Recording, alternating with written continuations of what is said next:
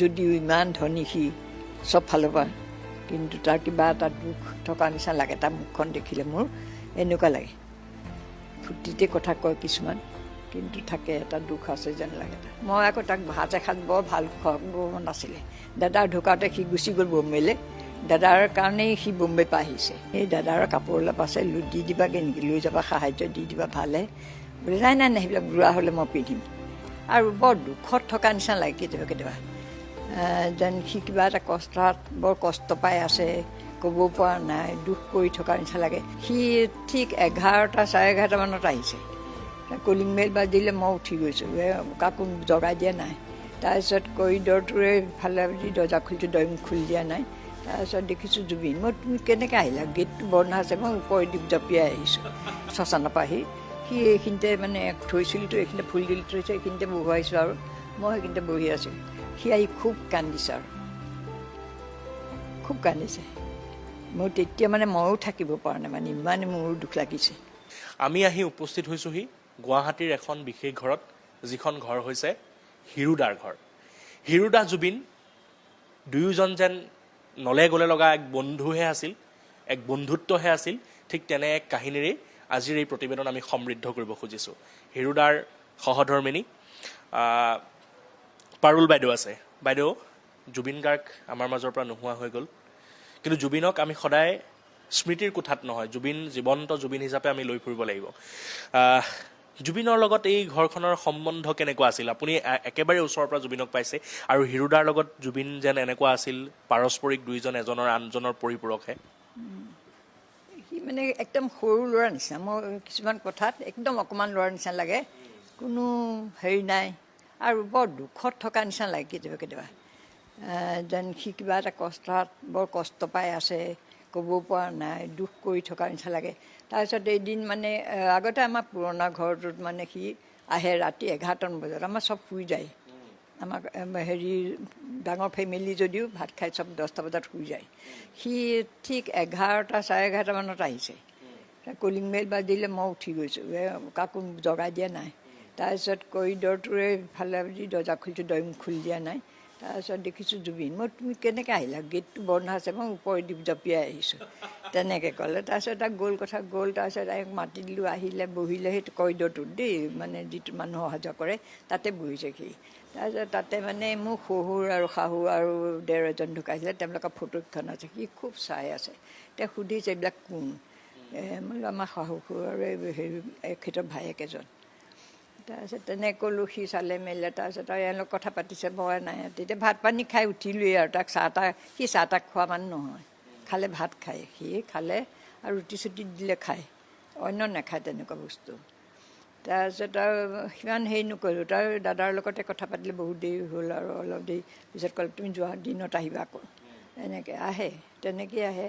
আৰু তাৰ মানে স্মৃতি বুলি আমি ফটোৰ এখন বা তুলি থওঁ, হেৰি তুলি থওঁ, একো নাই, কোনো ফটো নাই আমাৰ ঘৰত তাৰ এখন ফটোৰ। তাৰপিছতে তাৰপিছত মই এদিন তেনেকৈ, আমাৰ এইবিলাক ডাঙৰ মোবাইল নাই, সৰু অকণমানি মোবাইল, তাত ফটো উঠাব নোৱাৰি, তেনেকৈ থাকিল। তাৰপিছত আৰু সেইটোৱে থাকিল। তাৰপিছত এদিন ভনীয়েকক তালৈ যাওঁতে, এতিয়া জুবিন ঢুকোৱাৰ পিছত মই তেতিয়া ক'লোঁ যে তাৰ স্মৃতি বুলিবলৈ আমাৰ ঘৰত একোখন ফটো নাই। খালি এদিন এই ল'ৰা ছোৱালীবিলাকে জুবিন জুবিনকৈ দৌৰি আহিলে, তেতিয়া এই উষা কোৰ্টত আছিলে সি, আমাৰ ওচৰতে আছিলে। তাৰপিছতে সি ইয়াত থাকোঁতে আমাৰ ঘৰত ভাতো খাইছে কিবা, আহি পেলাই দুপৰীয়া তেনেকৈ। মই ভাতেই খুৱাওঁ বোলে, বাৰু হ'ব দিয়ক, তাৰ বহি যায়। তেতিয়া দাদাৰ ভাত খাবলৈ বহে, ভাল পায় লগতে। তাৰপিছত মই দাদাই খাই আছিলোঁ, বোলে আপুনি খাই লওক খাই লওক। মই কৈছোঁ নহয়, একে তুমি আমি আটাইকেইটা একেলগে খাম দিয়া। মই চুইছিলোঁহে বোলো, হাতখন ধুই তেনেকৈ ভাত তাক উলিয়াই দিছোঁ, আৰু সি ভাত পানী খাই ভাল পালে। তাৰপিছত আকৌ আহিবা। মই আকৌ তাক ভাত এসাঁজ বৰ ভাল খুৱাব নাছিলে। দাদাৰ ঢুকাওঁতে সি গুচি গ'ল বম্বেলৈ। দাদাৰ কাৰণেই সি বম্বে পৰা আহিছে। যিদিনাখন ঢুকালে তেতিয়া মানে শ্মশানলৈ নিয়া নাই, পিছদিনাখন নিছে। সি আহি পেলাই হেৰি শ্মশানলৈ গ'ল, ৰাতি আহিছে, সন্ধ্যা লগা মাত লগাই গৈছে, পিছদিনাখন গুচি যাব। মই আৰু সি তেতিয়াও নাপালে। তাৰ মই পিছত ভাত এসাঁজ ভালকৈ খুৱাম বুলি ভাবিলোঁ, গৰিমাকো কৈছিলোঁ কেইদিনকা দিন তোমাৰ দুইটা আহিবা।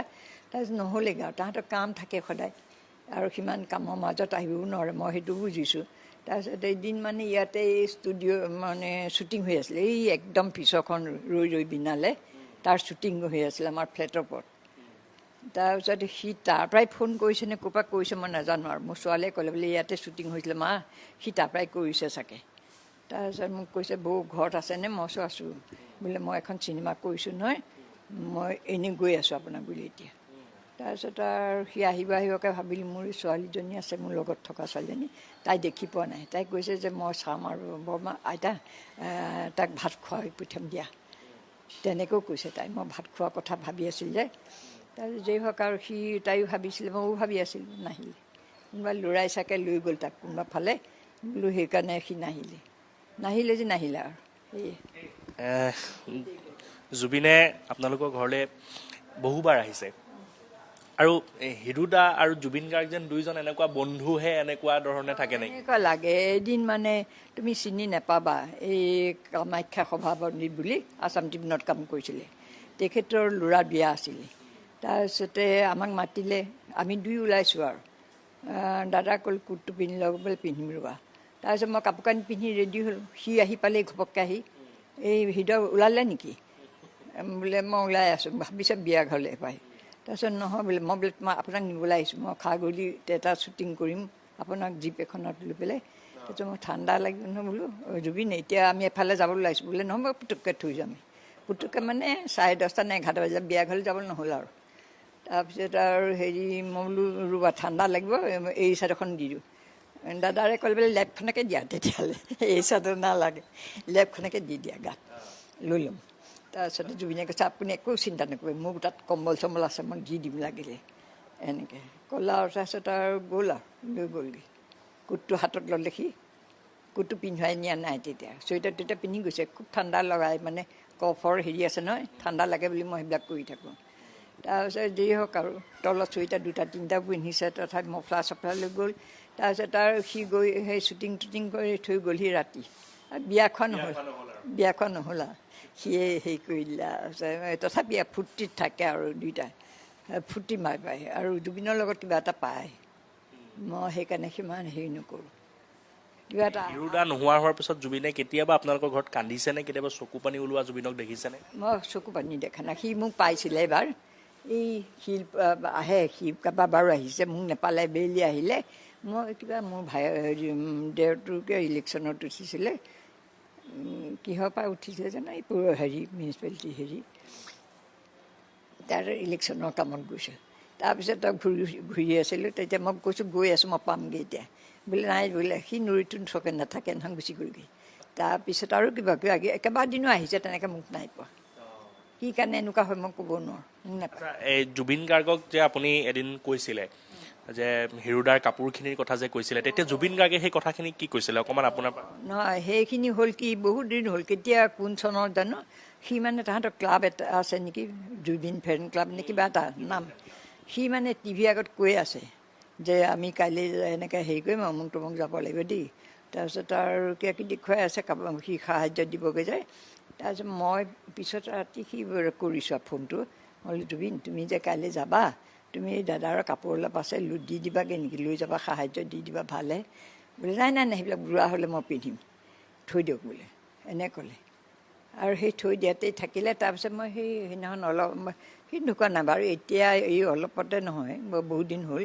মই যিকেইটা মানে হেৰি কাপোৰ আৰু মই দি দিলোঁ সি পিন্ধিবও সেইকেইটা আছে এতিয়াও থৈ দিছোঁ কেইটামান কাপোৰ সি তেনেকৈ কোৱাৰ কাৰণে ক'ৰবাত ঘপককৈ ওলাই যাবহি পাৰে বুঢ়া হৈছোঁ বুলি লৈ যাওঁ বুলি সেই তেনেকুৱাবিলাকৰ কাৰণেই থৈ দিলোঁ আছে এতিয়াও আছে কোট চুটকেইটা ভালকৈ থৈ দিছোঁ যিটো কোট সি লৈ পেলাই সি হেৰি বুলি নহয় আৰু সি ধৰিছে কোটটো যেতিয়া মই এনেই থৈ দিছিলোঁ সেইটো লৈ গৈছিলে সি শ্বুটিঙত পিন্ধাবৰ কাৰণে আৰু এনেকৈ কিছুমান বস্তু আছে এতিয়া জুবিন বুঢ়া নোহোৱাকৈ আমাৰ মাজৰ পৰা গুচি গ'ল মই সেইটোৱে আচৰিত পাইছোঁ অন্ততঃ আৰু 20 বছৰ থকা হ'লেও বহুতখিনি কৰি থৈ গ'ল এতিয়া মই তাকে ভাবিছোঁ জুবিন বুঢ়া হোৱা হ'লে হিৰুদাৰ কাপোৰবোৰ পিন্ধিলেহেঁতেন পিন্ধিলেহেঁতেন বাৰু কোৱালৈ লৈ গ'লহেঁতেন আৰু সি এইবিলাক পিন্ধে নিপিন্ধে মই ক'ব নোৱাৰোঁ সি বেলেগ ধৰণে থাকেতো বেলেগ ধৰণৰ পিন্ধা মেলা কাপোৰ কানি তথাপি আৰু যি পিন্ধে তাতেই হেৰি হৈ থাকে বেছি ধুন পেচ নাই তাকে দেখি কয়নো পিন্ধে তাৰ দেখি সি তাৰ ষ্টাইলটো বেলেগ ষ্টাইল কৰি থাকে ভালেই বেলেগ ধৰণে থাকে সিমান হেৰি লোৱা নহয় তাৰপিছত হিৰুদা ঢুকোৱাৰ পিছততো বহুবাৰ জুবিন গাৰ্গ আহিছে আপুনি আকৌ লগ পাইছেনে নাই লগ পাইছোঁ মই এটা ষ্টুডিঅ'ত পাইছিলোঁ এই গণেশগুৰিত কি ষ্টুডিঅ' আছিলে জানো বাওঁ চাইডে এইফালৰ পৰা গ'লে আমাৰ এইফালৰ পৰা গ'লে পৰে কি ষ্টুডিঅ' আছিল নামটো পাহৰিছোঁ নহয় তাতে মানে সিও আহিছে তাক লগত আমাৰ কিবা এটা সাক্ষাৎকাৰ লৈছিলে তেতিয়া সি সাৱটি ধৰিলোঁ বৌ কিমান দিনৰ মূৰত দেখিছে মানে সি এই এনেকুৱা অৱস্থাত দেখা নাছিল ঢুকোৱাৰ পিছত সি দেখি খুব হেৰি কৰি ধৰিছে সাৱটি ধৰিছে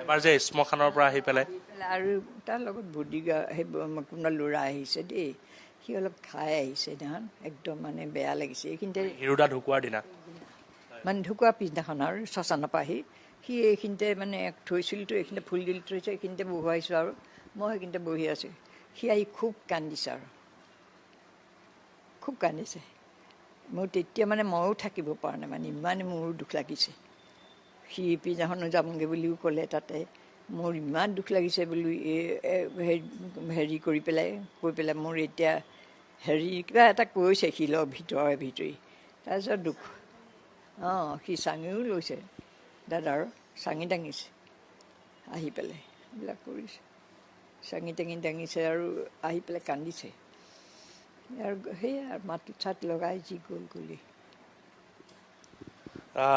স্মৃতিৰ মাজতো সেইখিনি বেদনা আচলতে জুবিন গাৰ্গে সকলোৰে মাজত দি গৈছে আৰু এয়া সকলোৱে হয় কিবা এটা আকোৱালি মানে কিবা এটা যেন সি হেৰি হৈ গৈছে মাক নাইকিয়া ল'ৰাৰ নিচিনা একদম মা ল'ৰাৰ নিচিনা ল'ৰা ছোৱালীবিলাক যে থাকে কিছুমান যদিও ইমান ধনী সি চব ফালৰ পৰা কিন্তু তাৰ কিবা এটা দুখ থকা নিচিনা লাগে তাৰ মুখখন দেখিলে মোৰ এনেকুৱা লাগে ফূৰ্তিতে কথা কয় কিছুমান কিন্তু থাকে এটা দুখ আছে যেন লাগে তাৰ আৰু এতিয়া যিটো সময়ত আমি জুবিন গাৰ্গৰ মৃত্যুক লৈ দুখ কৰিব লাগিছিল সেই সময়ত আমি একুৰা ক্ষোভ লৈ পেলাই আমি থাকিবলগীয়া হৈছে অঁ এইটো তোমালোকে নেৰিবা খালি তোমালোকে বিচাৰ উলিওৱা তোমালোকে ল'ৰাবিলাক লাগিলে চব হ'ব চব লাগি যোৱা কেতিয়াও এৰি নিদিবা এইটোহে লাগে আমাক মুখ্যমন্ত্ৰীক কিবা ক'ব বিচাৰিব নেকি নাই তেখেতক কি ক'ম তেখেতটো জানেই চব কথা জানি শুনি তেখেত ডাঙৰ মানুহ যেতিয়া পাৰিব তেখেতে নোৱাৰিব কেলে